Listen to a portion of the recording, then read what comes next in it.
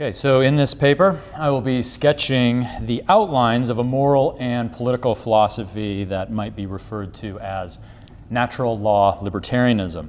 For those familiar with both natural law theory and libertarian theory, the expression natural law libertarianism may seem an oxymoron at best or just plain moronic at worst.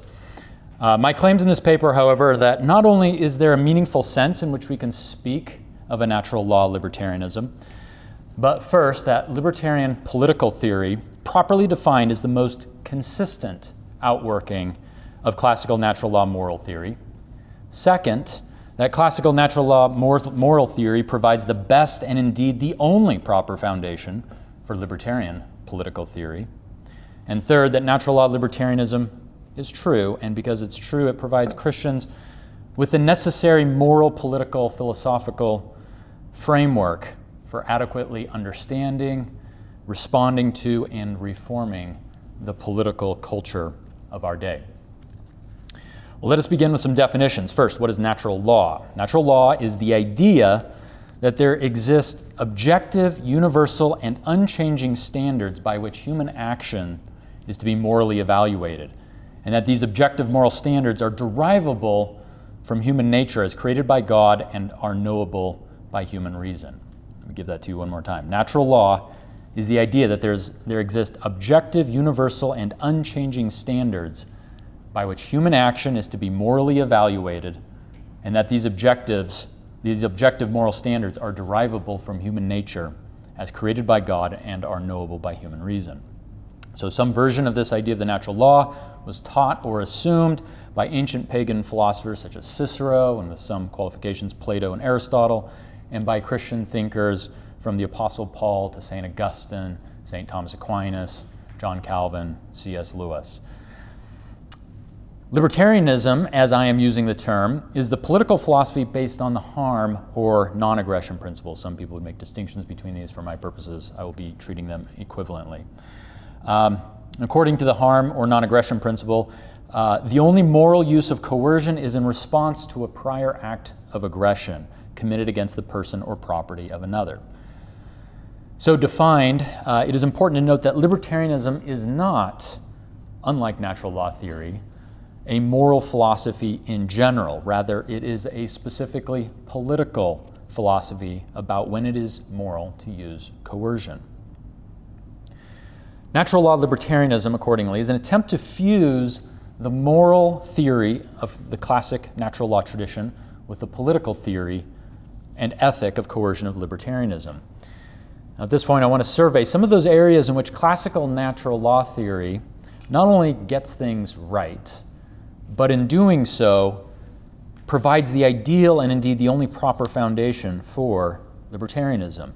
In this overview, I will basically be cribbing the thought of St. Thomas Aquinas, as his treatment of these matters contains the most widely recognized and authoritative statement of the classical natural law tradition. The first thing to appreciate about classical natural law theory is that it is more than merely a moral philosophy. It is a moral philosophy rooted in an all-encompassing and systematic theological, metaphysical, cosmological, and anthropological framework. To begin at the beginning, classical natural law theory recognizes that the source and center of all reality is an all-powerful, transcendent, yet personal and immanent God, who is knowable both by natural reason and divine revelation. This creator God is not only the first cause of all existence, but he is also its final end, as well as its wise and caring providential director guiding existence to its final end. Because God is the inventor, the producer, the owner of all things, they are his intentions for his creation, their design, their order, their purpose, or what we might summarize as their nature, that are absolutely normative and authoritative for how things ought to be, operate, and interrelate.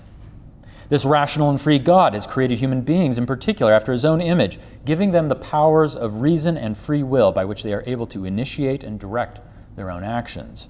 Through our reason, we are able to study and reflect upon our own nature, and natural activities and derive from them rational principles or rules for human action and for future action. These rational principles or rules of action derived from our nature are what is meant by the natural law.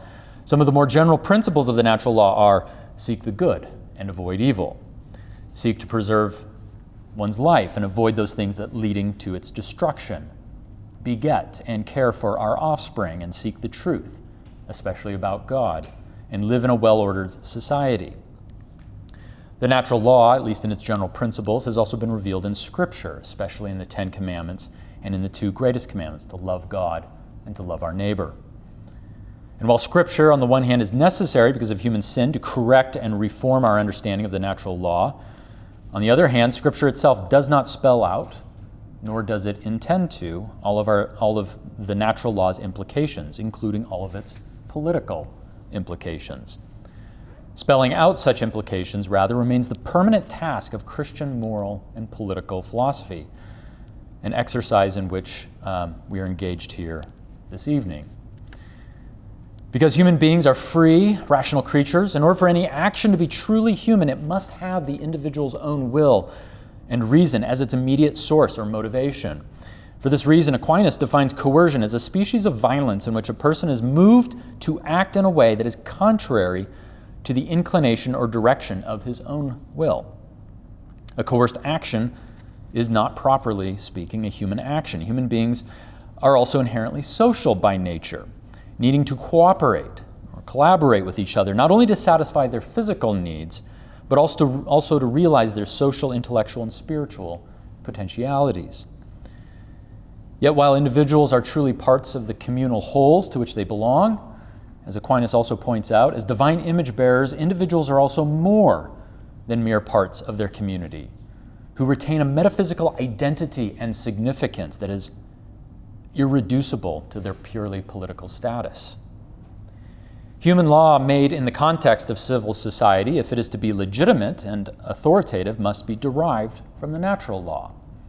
Human laws that are not in accord with the natural law are no true laws and are not binding in the court of conscience, meaning that there is no moral obligation to keep them. There might be other practical reasons you might keep them, but there's no moral obligation to keep them. Law is not law merely because of some governments say so. Like the natural law upon which it is based, human law must also be rational, with its relationship to the natural law being, in principle, intelligible to and verifiable by any human intelligence. Yet because human law is also coercive by nature, there are certain inherent limits to human law's ability to implement the natural law. Again, coerced human activity is not voluntary and therefore not properly human. So human law can also only judge with respect to external actions, rather than the internal motives of the heart. And even then, it is only some rather than all of external actions that law can effectively regulate. Law must also be for the common good, so that a law that benefits only one member or part of the community at the expense of another is also not a true law and may be resisted. And although law may be made by rulers of a community, they do so only as representatives of the community, meaning that, properly speaking, it is the community that has the primary authority to make law for itself. Well, this is only a sketch of some of the more notable and positive teachings of the classical natural law tradition, in which I think are not only compatible with the political philosophy of libertarianism, but which also provide it with its ideal and even necessary theological, anthropological, moral, and sociological framework. That having been said, there are important areas in which the specifically political teaching of classical natural law theory has, I believe, missed the mark. Some of these are sins of omission, others are sins of commission. First, despite the limits that classical natural law theory has sought to place on human law, the same tradition has also been guilty of granting quite wide-ranging powers, overreaching powers, I think, to government and law. For Aquinas, the primary coordinating institution in society is government. Even apart from the fall, in a world without sin, Aquinas thinks that human beings would have needed a centralized coordinating agency in order for the community to exist for the common good. Even now, in our fallen world, the common good aimed at by coercive human law is not merely the just protection of individual rights, but is nothing less than the comprehensive common good of universal happiness. Law, in a word, exists to make us happy. Inasmuch as human happiness consists in a life of virtuous action, one of the alleged proper effects of law is to make men to be good, to make them to be virtuous. And as we shall see tomorrow, in my talk tomorrow, for John Calvin, government exists to enforce both tables of the Decalogue. That is, both those commands that concern our virtuous activity toward our neighbor and those commands that concern our proper worship of God. Following Aristotle, Aquinas defines the political community as the perfect community. That is, the most complete and comprehensive community because it encompasses and coordinates the activities and ends of all lesser communities, including the family. Though Aquinas would allow that the church is a higher community still. As a consequence, for classical natural law theory, there's virtually no aspect of human life that is allowed to lie outside of the political community's jurisdiction. The family, virtue, education, the economy, money, jobs, even healthcare, social security, and religion. These are all dimensions of the common good and as such fall under government's purview. More specifically, while natural law theory has been singularly insightful on the necessity that human law must be derived from, and so may not legislate outside of the natural law, classical natural law theory has also failed to identify and articulate a clear natural law basis or principle for determining precisely which parts of the moral natural law ought to be subject to coercive enforcement. Curiously, classical natural law theory has done a good job of giving us a fairly comprehensive account of the moral life, except on the question of when it is and when it is not moral to use coercion. For classical natural law theory, there simply is no universalizable ethic of coercion. Instead, the question of whether a society ought to use coercion to enforce a certain kind of behavior, I submit, is not really treated as a moral question at all, so much as it is a prudential or pragmatic concern. A policy that might be expedient for one society to use coercion to enforce might not be expedient for another society. When it comes to the ethics of coercion, classical natural law theory is as utilitarian and relativistic as the philosophies it rejects. I think a similar claim, incidentally, might be made on behalf of many conservative theories today. Well, owing to these deficiencies, I maintain that classical natural law theory needs correction and supplementation, and that it needs this correction and supplementation in a specifically libertarian direction. Why do I think that libertarianism is the consistent political outworking of natural law ethic of coercion? Because libertarianism, unlike classical natural law theory, is uniquely attentive to and appreciative of the natural law insight in a man's original and authentic nature as a free, self-directing being who is meant to interact with and move his fellow human beings to action, not by coercion, but by rational persuasion, by making one's own ideas for how one thinks others ought to act into their ideas for how they ought to act.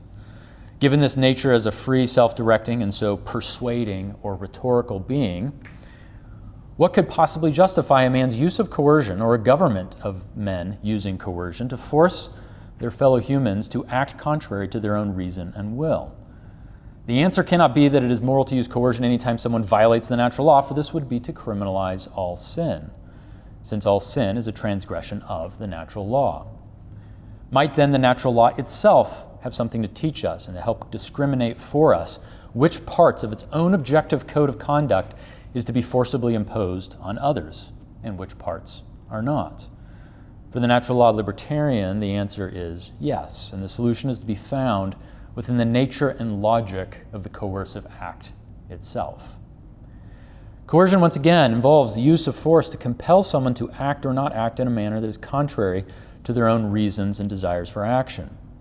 To coerce someone, in other words, is to overrule their otherwise natural, God-given power for self-directed action, and to substitute one's self and one's own reasons and desires as the directing principle of their behavior. To that extent, it is to treat them not according to their nature as a self-directing being, but as an extension of one's own self and reason. If this is what coercion is, then how, on natural law terms, could coercion be justified? The answer is that the only actions warranting forcible suppression by others are those actions which themselves are guilty of forcing one's will on the person or property of another. The only behavior, in other words, that could warrant ignoring someone else's humanity as a free, rational, and hence self-directing agent is behavior on their part that is itself guilty of ignoring someone else's humanity as a free, rational, and self-directing agent. The purpose of coercion, accordingly, is to use a form of violence to restore not just any disruption of or departure from the moral order, but a specifically violent disruption of and departure from the moral order. It is a prior act of aggression, in other words, the initiation of force on a fellow self-directing human being, and only a prior act of aggression that activates the necessity of using the otherwise blunt instrument of lawful coercion as an appropriate countermeasure. We might call it the lex talionis rule for coercion, an eye for an eye, a tooth for a tooth, coercion for aggression. This non-aggression principle, here rooted in the nature of human action itself, is the only objective standard for coercion to be postulated. This argument for the libertarian non-aggression principle from the nature of coercion is also corroborated, I think, by our common sense ethical intuitions regarding when individuals, in the absence of government, are morally justified in the private use of coercion. As the classical natural law tradition itself recognizes, individuals have a right of self-defense, even lethal self-defense when the circumstances warrant. When human beings come together to form political societies, is this individual right of defense that they are seeking to organize and render publicly accountable. But when individuals come together to form a political society, while they can pool their individual powers of coercion, what they cannot do is pool or aggregate or accumulate their individual rights of coercion. Individuals, in other words, cannot create a political society that has rights of coercion that its individual members do not possess. And if the individual use of coercion in defense is limited to checking acts of aggression, then so it must be for the government to whom that right of coercion has been delegated. Does this mean that libertarianism is therefore inherently individualistic? I say no, it isn't. And natural law libertarianism certainly isn't. Libertarianism is merely individualistic on precisely that one point where we ought to be individualistic, namely in our ethic of coercion. No matter how large the society or how organized the society, the fundamental natural law regulating human coercion does not and cannot change. Water cannot rise above its own level, and the individual members of a society cannot confer upon their society moral rights or prerogatives of coercion that they themselves do not have. Finally, to something very near this libertarian ethic of non-aggression that I think can be found implicit within the classical natural law theory itself, though as we have seen, is at odds with some of its more statist tendencies. In a discussion of the usefulness of law, for example, Aquinas argues that whereas in the normal case virtue is inculcated through custom, divine grace, and parental training, human law, by contrast, is for those who are too depraved to be moved by persuasion and so must be restrained from evil by force or fear, so that they might at any rate desist from evil doing and leave others in peace. Sorry, that was a quote from Aquinas. This is very libertarian. Similarly, in his discussion of whether law forbids all vice, Aquinas answers no, stating that the aim of law is merely to punish the more grievous kinds of wrongdoing, quote, especially those which do harm, or what he means by harm here is aggression, acts of injury to others. And continuing with the quote, without the prohibition of which human society could not be maintained, namely, and these are his examples, homicide, theft, and things of that kind, end quote. Again, a libertarian could scarcely wish to add anything to this account. Finally, Aquinas himself teaches that the most important part of human law is the one that has been derived from the natural law, not just in a generic sense, but as a matter of strict, objective, logical deduction, and which is identical, he argues, with what is known as the law of nations, the jus gentium, that all political societies hold in common. The defining examples of the law of nations that he gives, moreover, are the prohibition of murder and the protection of property in exchange. On Aquinas' own admission, then, the only ethic of coercion that is and has been objectively and universally derived from the natural law is, for all intents and purposes, the libertarian ethic of non-aggression. Although Aquinas does not limit human law to the libertarian law of non-aggression, the point is that he implicitly recognizes that the one universalizable natural law ethic of coercion is basically this libertarian law of non-aggression. So, just what is natural law libertarianism then? In a word, it is all of the good parts of classical natural law theory minus its bad parts. It is the rational and scriptural theology, anthropology, ethics, and even sociology of classical natural law theory, divested of its confused and misguided political theory, replacing it with the far more consistent and considered natural law ethic of coercion found in the libertarian harm principle. And it is this natural law libertarianism, in conclusion, that I submit that we need now more than ever. If, as Christians, we want to respond to the political crises of our day in a coherent and principled way, then by definition we need to return to first principles. But as we do so, we need to be aware that our own intellectual tradition of first principles, here I'm thinking of the classical natural law theory, it has not served us as well as we might think. In one critical respect, after all, the classical natural law tradition and our political opponents have something in common. They both want far more from and out of government than God ever intended it to provide. Our own American political tradition was born out of the natural rights tradition of thinkers like John Locke, a tradition that, to its credit, sought to provide a more consistent, rigorous, and principled political ethic than any the natural law tradition had produced thus far.